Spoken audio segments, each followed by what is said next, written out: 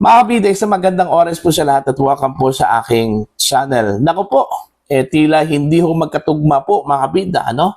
Ito hong mga pahayag po ni na dating Senador Antonio Trillanes IV at Ombudsman Boying Rimulya, no, mga kabida. Patungkol ho sa pagpupulong kasama po ito hong mga investigador po ng International Criminal Court, ano? Kamakailan lang po mga kabida, umamin po itong si Ombudsman Boying Rimulya na nagkaroon po ng meeting sa kanyang bahay, alright, kasama po itong si dating Senador Trillanes at dalawang pang mga investigador na pinakilala daw ni Trillanes po, mga kabida, kay Boying Rimulya. Alright? Mula mismo sa International Criminal Court. Okay? Pero itinanggi po ito mga kabida ni Trillanes. Wala daw nangyaring meeting kasama po ang mga investigador po ng ICC, at ito hong si Ombudsman Boying Rimulya, mga kabida. Eto, babasahin ko lang po ito hong article ng ang balita ngayon, Maringi tinanggi ni dating Senador Antonio Trillanes IV na may naganap na mga pagpupulong kaugnay ng International Criminal Court or ICC sa panayam sa kanya ni broadcast journalist Jessica Soho noong March 1, 2026. Nang tanungin siya hinggil sa ligasyon ng 18 dating sundalo tungkol sa umano'y sikretong pakikipagpulong sa mga ICC investigators, diretsahan ang kanyang sagot. Ito yung sinabi po ni Trillanes po, mga kabida. Wala pong mga ganyang mga meetings. Ang ginawa kasi nila, como ngayon nasa hot water si Zaldico, parang nadampian ka lang ni Zaldico, parang nasa impyerno ka na. Iginiit ni Trillanes na walang katotohanan ang paratang na may naganap na koordinasyon o pagpupulong sa ICC. Okay? Pero ito po ang nakakagulat po mga kabida dahil inamin po ni Rimulya na meron talagang nangyari hong meeting, okay, sa pagitan po ni Trillanes, Rimulya at ito hong dalawang mga investigador po ng International Criminal Court, Ngunit kinabukasan March 2, 2026, mismong si Ombudsman Jesus Crispin Rimulya ang umamin na nagkaroon sila ng pag-uusap ni Trillanes noong 2025 at ipinakilala sa kanya ang dalawang personnel ng ICC. Okay? Ito naman po yung sinabi po ni Rimulya, mga kabida. Totoo yun. Nakikipag-usap ako kay Trillanes. Pinakilala niya sa akin yung ICC, yung dalawang personnel ng ICC. Kasi nga, meron kaming usapan na ang testigo ay dapat protektahan. Okay? Dagdag pa niya, sinabi ko, nakausap ko, ngayon? Tapos na ata yung pangyayari nun. 2025 yon nung kinausap namin after March. Ayon kay Rimulya, naganap ang pag-uusap matapos na ihatid sa The Hague si dating Pangulong Rodrigo Duterte. Ayan. Okay? Noong 2025 ito mga kabida, Matatandaan noong March 20, 2025 sa pagdinig ng Senate Panel on Foreign Relations na pinamumunuan ni Senator Amy Marcos, maring itinanggi noon ni Rimulya bilang Justice Secretary na may anumang koordinasyon o tulong ang pamahalaan sa ICC. Niya noon, ito yung dating sinabi po ni Rimulya, mga kabida, sa Senate Foreign Relations hearing po, mga kabida. We did not assist the ICC. We never had contact with them. The investigation that they conducted was through their own methods. We did not in any way assist them. Okay? So dito pa lang, meron na pong perjury po, mga kabida, Nagsinungaling na po ito hong si Ombudsman Boying Rimulya. That time, he was still the Secretary of Department of Justice, Sa loob lamang ng dalawang magkasunod na araw, nagbanggaan ang mga pahayag. Una, ang pagtanggi ni Trillanes na may naganap na meeting at ikalawa, ang pag-amin ni Rimulya na may naging pag-uusap at pagpapakilala sa mga ICC personnel. Lumitaw ang iso sa gitna ng joint affidavit na inihain ng 18 dating sundalo sa tanggapan ng ombudsman na naglalaman rin ng mga aligasyon kaugnay ng mga investigasyon ng ICC sa kampanya kontra droga ng Administrasyong Duterte. Dahil dito, muling nabuhay ang mga tanong, ano ang eksaktong saklaw ng naging pag-uusap? Ito ba ay usapin lamang ng witness protection o may mas malalim na implikasyon sa isyu ng pakikipag-ugnayan ng mga opisyal ng pamahalaan sa ICC? Ayon.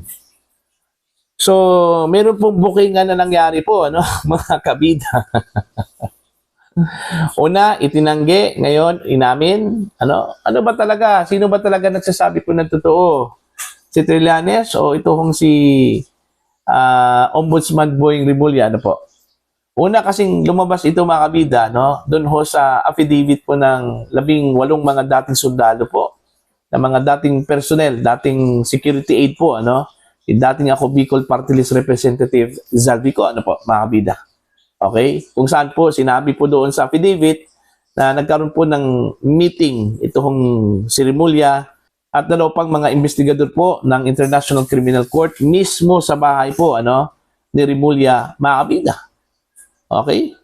So, doon pa lang sa pag-amin na meron pong naganap na pagpupulong, malinaw po na lumabag po itong si Rimulya, mga kabida, doon ho sa patakaran po ni Pangulong Ferdinand Bongbong Marcos, ano?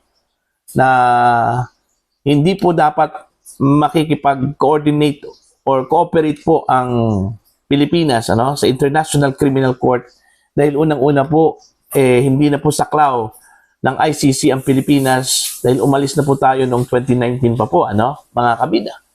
At ito po ay paulit-ulit na sinabi po ng Pangulo, ano, mga kabida. Bakit nagkaroon po ng ganon? Alright? Nung naganap po ang pagdinig po ng Senate Foreign Relations po ni Senator Amy Marcos, mga kabida, matapos pong hulihin ito si dating Pangulong Rodrigo Duterte at dinala po sa The Hague, Netherlands. Itinanggi po yon, ano, mga kabida, ni Rimulya na meron pong ganong pagpupulong na nangyari po, ano? Kasi po, sabi po ni Rimulya, in any way, okay, hindi po nakikipag-ugnayan po ang gobyerno po ng Pilipinas, mga kabida, sa sino man pong opisyal o personahe po mula sa International Criminal Court. Okay? Tapos ngayon, inamin pala. Diba? So, pwede yung kasuhan dito si Rimulya, no? Ng Senado. Dahil unang-una po, nagsinungaling eh. Okay? Perjury po yun. Kasi kapag tumistigo ka dyan po sa Senado, kailangan pong sabihin mo ang totoo. Hindi ka dapat magsisinungaling, ano? Pero dito ho, parang nagsisinungaling ata, mga kabida. Ito hong si Rimulya, dahil ngayon umamin po na meron palang meeting na nangyari. Alright? So, bakit ganon? Ano po ang nangyari, mga kabida? Oh. So, wala na pong kawala dito si Trillanes. Kasi unang-una po, itinanggi po niya, wala daw pagpupulong na nangyari po, ano, mga kabida. Pero, yun pala, meron. Parang hindi ata nag-uusap ito kung si Trillanes at saka si Rimulya kung paano po nila basahin yung script. Okay. Di ba? Oh. Ganun lang po yun. Pag once na magsisinungaling ka, see to it na yung pagsisinungaling, to the teeth talaga, no? Mga kabida. Okay, parang walang lusot eh. Pero ngayon, may butas eh. Ngayon, hindi ko alam kung bago itong pagsiwalat po, mga kabida, no? Ni Boying Rimulya na meron pong meetings with ICC investigators. Kung nag-usap ba ito sila ni Trillanes dito, ano? Mga kabida, ano po? Alright? So, malinaw sa mga nangyayari po ngayon na hindi po totoo, mga kabida, yung sinabi po ni Pangulong Ferdinand Bongbong Marcos. Hanggang salita lang po yun, ano, mga kabida. Okay, tama yung tanong po dito ho sa article po ng Ang Balita Ngayon. yung pagkikita po ni Remulla, no? Kasama itong mga investigador po ng International Criminal Court, mga kabida, patungkol lang po doon ho sa witness protection. Okay? O mas malalim pa po yung dahilan kung bakit po nakikipagpulong itong si Remulla, mga kabida, sa mga investigators po ng International Criminal Court. Okay? Hindi ba ito may kaugnayan doon ho sa paghuli po kay dating Pangulong Rodrigo Duterte, ano? Okay? Matatandaan po, mga kabida, inamin po ng 18 mga dating sundalo po, ano, at dating security aid po ni Zaldico, ano, na dumating dito sa bansa, mga kabida, itong mga ICC investigators noong December 2023. Alright?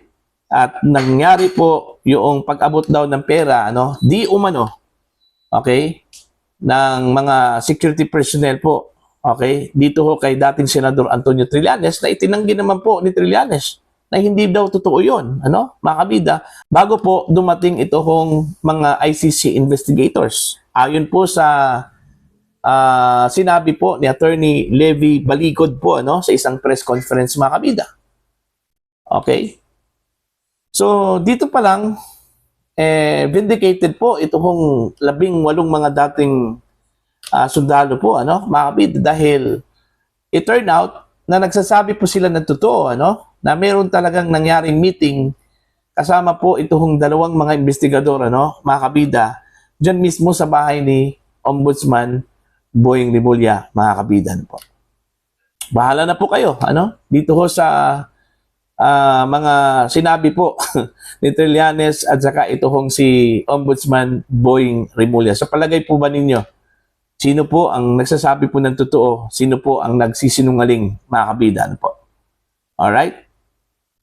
Please comment down sa mga hindi pa po subscriber po sa akin channel. Please subscribe.